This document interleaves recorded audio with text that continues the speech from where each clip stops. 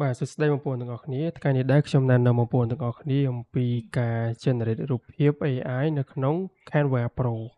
ចឹងនៅក្នុងវីដេអូនេះខ្ញុំអត់កាត់តទេខ្ញុំថតហើយខ្ញុំផុសតែម្ដង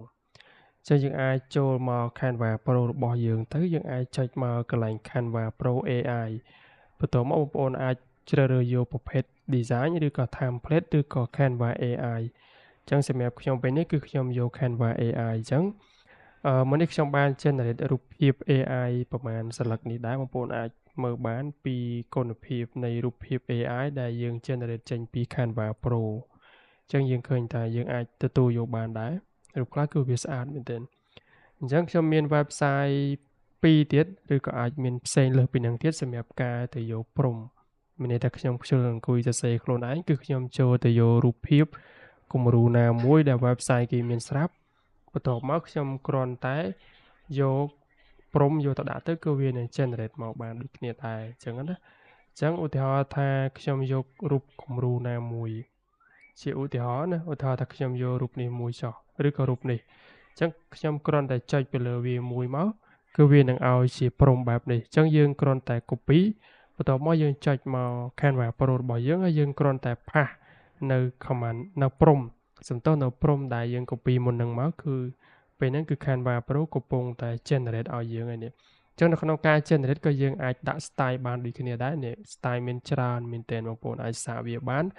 ហើយចំពោះរូបភាពក៏យើងអាចដាក់ឲ្យវាតាមទំហំនេះបានដូចគ្នាដែរអូខេអញ្ចឹងនេះជារូបភាពដែលគាត់បាន generate មកឲ្យយើងមិញនេះយើងអាចមើលបានទៀតនេះផ្សេងច្រើនទៀតវាមានជាប្រភេទរបស់វាឥឡូវឧទាហរណ៍ថា website ទី2អញ្ចឹងខ្ញុំមាន website នេះមួយទៀតអញ្ចឹងយើង generate ទៅឧទាហរណ៍ថាខ្ញុំ copy មួយនេះអញ្ចឹងយើងគ្រាន់តែដាក់ mouse ស្ដាំទៅលើវាទៅវាឲ្យយើង copy ហើយអញ្ចឹងយើងគ្រាន់តែ copy វាមកបន្ទាប់មកយើងចុចមក Canva Pro របស់យើងវិញហើយយើងផាសបន្ទាប់ពីយើងផាសយើងអាចចុច generate វាបានទៀតហើយអូខេឥឡូវយើងចាំមើល style វាទាំងអស់គ្នាអញ្ចឹងវីដេអូយើង2នាទីហើយចាំតិចទៅពេលនេះគឺ Canva Pro កំពុងតែ generate មកឲ្យយើងហើយគាត់មានជាប្រភេទបែប style ផ្សេងដែរប៉ុន្តែមើលទៅអត់សូវស្អាតទៅលើរូបភាពមនុស្សទេមានន័យថារូបភាពផ្ទះអីគឺស្អាតតែរូបមនុស្សមើលទៅគឺវាលក្ខណៈ AI អញ្ចឹងយើងអាចឆេង style បានដូចគ្នាដែរឧទាហរណ៍ថាយើងឆេងទៅ style ណាមួយអញ្ចឹងទៅឧទាហរណ៍ថា style cinematic នេះអញ្ចឹងយើងអាច generate វាបានដូចគ្នាឥឡូវខ្ញុំផាសឬក៏យើងអាចចូលទៅយករូបផ្សេងរូបទី2អញ្ចឹងទៅឧទាហរណ៍ថារូបមួយនេះរូបខ្លះចូលមកវាអត់ឲ្យព្រមមកយើងទេអូខេនេះអញ្ចឹងថាខ្ញុំចូលទៅយករូបផ្សេងមួយទៀតឧទាហរណ៍ថារូបនេះអញ្ចឹងយើងចុចមកកាត់ឲ្យព្រមមកអញ្ចឹងយើង copy វាមកតើមកយើងចូលទៅកាន់ Canva Pro របស់យើងវិញ